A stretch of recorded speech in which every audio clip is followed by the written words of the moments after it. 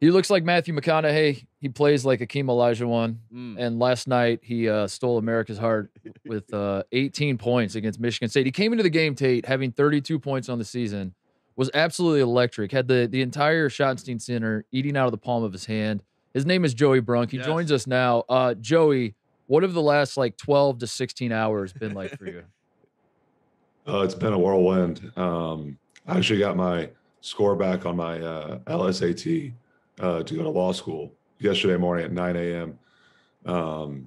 Went well, so that was like a nice way to kind of get the day rolling. It was a little nerve-wracking start to my day at 9 a.m. as I'm logging onto my computer. I really hope my 2.5 months of prep wasn't for nothing. I'm gonna look like an idiot and have to lie to everyone saying I did well on it, and in all reality I didn't. So I already had all the contingency plans in place. So it's been a crazy. So you're saying as I've tried to tell everybody, student athlete. Yeah. That's what we do at Ohio State. Get your LSAT scores, they're good, and that shoots you to a whole nother level of confidence, and then you drop 18 points at Michigan State. Yeah, it was there were a lot of green lights yesterday. A lot of green lights. What has it been like to watch everybody treat you like you're basically me, to be honest? Like your talent level is me, and like you being able to actually score on a low block is like shocking to people when if you've watched you throughout your career, it's like this man's got moves for days. Yeah. Have you felt like when the crowds, because it seemed like when you started getting hot, the crowd was almost sarcastically cheering for you. It was like chanting MVP. Yeah. And then like somewhere along the line, they're like, oh my God, like this dude can actually play. So like, what was that like for you? Was some small part of you like, what the hell? Like, I'm not like not a walk-on, for God's sakes. Well, that was like kind of one of the things was somebody asked me, and they're like, this must just be amazing. I was like, yeah, I mean, it feels good, but do you think I was expecting to go out there and lay an egg? Like I was expecting to play well. Like I've put in this time for a while and had some success. Like I was expecting to play well. And I went in with that in mind. And Joey, on your first basket of this game, you got double teamed. A double comes over, and then you go over your left shoulder and make a little right turnaround hook. And the announcers on the call, I don't know if you've seen the actual game yet. I mean, they were blown away. They're like, this man had a double team go. He goes over his left shoulder and makes a turnaround. Like, they were blown away. And then they were saying that you weren't on the scouting report. But I would have to say this. If they brought a double team over, obviously Michigan State had you on the scouting report. So can we go ahead and say that you were definitely on the scouting report?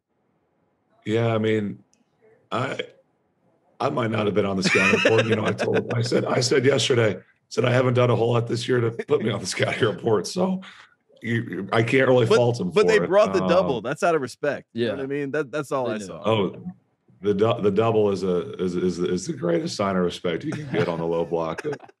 Hey, we got to send two your way. That's always a good feeling.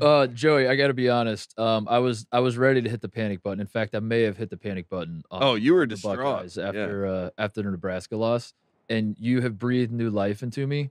I last night, like I'm wearing my OSU sweatshirt. I got my Buckeyes hat. Like I want to thank you, Joey. I dusted it all off after last night, and I gotta ask you from inside the locker room, what is the vibe around the program?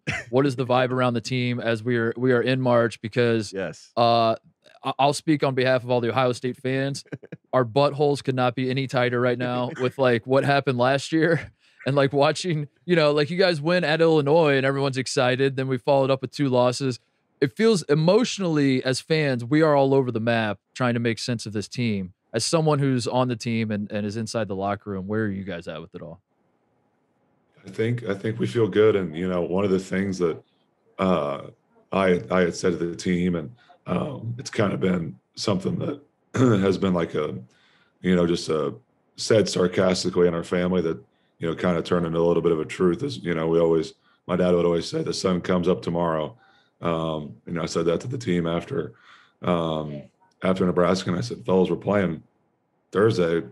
It's regardless, sun's coming up tomorrow. So we either get back to work tomorrow or we send it in. And, thankfully we were dialed in, and same thing for Sunday. Last night was great, but that don't mean a whole lot come Sunday. I love it. And the sun did come up. You were right, Joey. We were locked in. Did you Did LeBron text you? I was curious about that. LeBron's a big Buckeye fan. We know that. Did he reach out or anything? Did you get a text from LeBron? No text from LeBron, but I got a message from ET. So I guess that's nice. pretty. He was at the game. Close. Yeah, he was at the game last night. Yeah. I was trying to get his attention when I was shooting free throws. I tried to get his attention. I was trying to wink at him, but I don't think we completely synced up for it.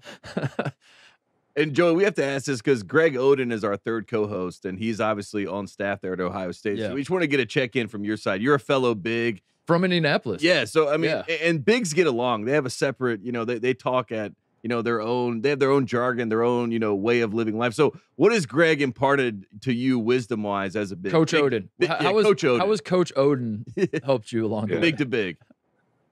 I think the first thing is to be able to call Gio a friend is a pretty cool thing, growing up and watching him play. And, it's like, the success that he's had is remarkable. And to learn from him is just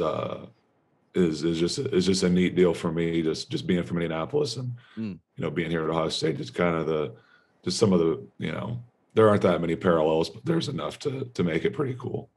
Nice. What's the plan with the lawyer plan? What's the move here? And most importantly, how do Tate and I take advantage of this? Yeah, we need a lawyer and all that. What kind of law are you trying to get into? I haven't completely figured that out. I joked with all of my manager buddies who want to get into coaching and said, whenever there's a scandal involving you guys, at least you have a good lawyer in your back pocket. That's a good point. As long as the university is paying for it, we'll jack up the rate, and maybe you guys can get a cut out of it too. We'll just make it a family affair. I love that. So you specialize in NCAA scandals. Yes. You're like, look, I played this game. I know how it works. Inside, I might have a little inside scoop on all that. So Joey, you're the man. We appreciate it, making time for us. Congrats on a big game last night, but as you said, it's in the past. The sun comes up. We got Michigan on Sunday. Not done yet. We're not done yet. Yeah. Just here's I don't know if this is gonna help or if this is gonna motivate the team at all, but tell them I said win the national championship. Tell them I said that. Pass that along. Yeah, I it would really be cool if we just won the national championship this year, Joey. So let's try to do that. Okay. Yeah. Yeah, I wouldn't mind winning the Natty either. I would not mind that. All right. Thanks, man. Thanks, Joey. Thanks, fellas. I appreciate it. Good time.